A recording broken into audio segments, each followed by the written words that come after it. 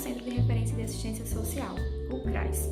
O objetivo desse vídeo é compartilhar com vocês um dos instrumentais que a gente utiliza aqui no nosso trabalho, que é o RMA, o Registro Mensal de Atendimentos.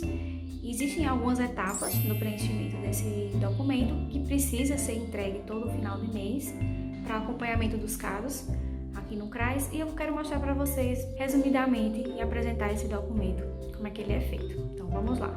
Então vejam, gente, aqui é o formulário do registro mensal dos atendimentos. Essa aqui é a estrutura do formulário. Ele é dividido em 3 blocos. O bloco do acompanhamento pelo PAIF, Famílias em Acompanhamento, o bloco dos atendimentos particularizados e os atendimentos coletivos realizados aqui no CRAS. Aqui em cima a gente vai preencher o nome da unidade, endereço, município, o mês e o ano, né, que a gente está referenciando. No primeiro bloco, né, na letrinha A, a gente vai colocar o volume de famílias que são acompanhadas no PAIF, o total de famílias e aqui as famílias inseridas no mês de referência, certo? Aqui no bloco B, né, na letrinha B, a gente vai destrinchar com relação as informações com relação às famílias que foram inseridas. Por exemplo, se foram inseridas 10 famílias nesse mês de referência, quantas dessas famílias estão em situação de extrema pobreza, quantas são beneficiárias de Bolsa Família e assim por diante. E a gente vai colocando aqui nesse lado. Descendo um pouco mais, a gente vai ter o bloco dos atendimentos particularizados. Aqui a gente vai colocar os atendimentos realizados tanto no CRAS agora, como de forma remota também, né? Tanto presencial como remota. E as visitas domiciliares também podem ser contabilizadas aqui como atendimentos. A gente vai colocar também quantas famílias foram encaminhadas para inclusão no cadastro único, quantas foram encaminhadas para atualização nesse cadastro, quantos foram encaminhados para o BPC e assim sucessivamente. E no C6, a gente tem especificamente sobre as visitas domiciliares, a quantidade. No bloco 3, nós vamos ter os atendimentos coletivos realizados. Aqui, das famílias participando regularmente de grupos no âmbito do PAIF, por exemplo, dos grupos da família, a gente pode estar colocando aqui.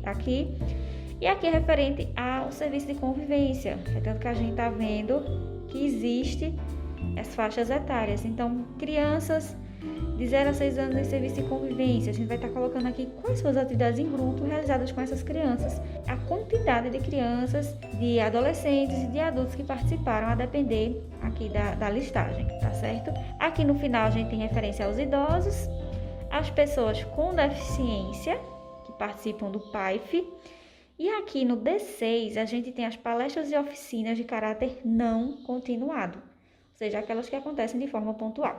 Fora o preenchimento dessa primeira parte do formulário, a gente ainda tem uma segunda parte que vai ser em referência a essas famílias que entraram para acompanhamento. E eu vou mostrar para vocês agora. Bom, nessa segunda fichinha, nesse segundo formulário, né, a gente vai colocar novamente a identificação da unidade, o endereço e o mês.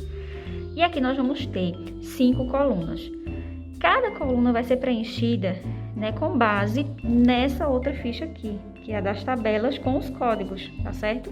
A primeira coluna refere-se a esses números aqui, ou do NIS ou do CPF. Então, a gente vai colocar ou 1 ou 2, a depender do que a gente vai preencher na segunda coluna, tá certo? Se a gente colocar NIS ou CPF, a gente vai colocar de acordo com esses números aqui.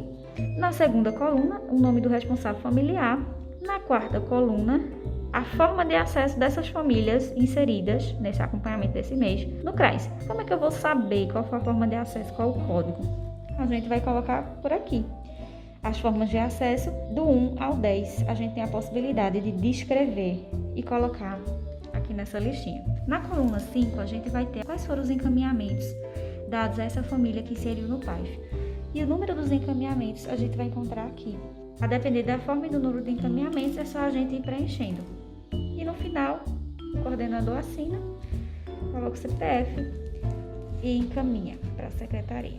Então é isso, pessoal. Basicamente, esse é o RMA, de uma forma bem resumida. É um dos instrumentais, entre os demais que a gente tem também aqui no nosso trabalho, e que ajudam a gente nesse acompanhamento, para a gente entender quantas famílias estão entrando, quantas famílias já conseguiram superar a aquela condição de vulnerabilidade ou precisam de mais tempo de acompanhamento, qual o perfil dessas famílias. Então, pelo RMA a gente também consegue ter uma noção, né? Não é somente esse instrumental, mas eu já quis trazer isso para vocês. Espero que vocês tenham gostado. Qualquer dúvida podem deixar aqui nos comentários e não se esqueça de se inscrever no canal, né? E deixar o seu gostei. Então era isso o vídeo, espero que vocês tenham gostado e até a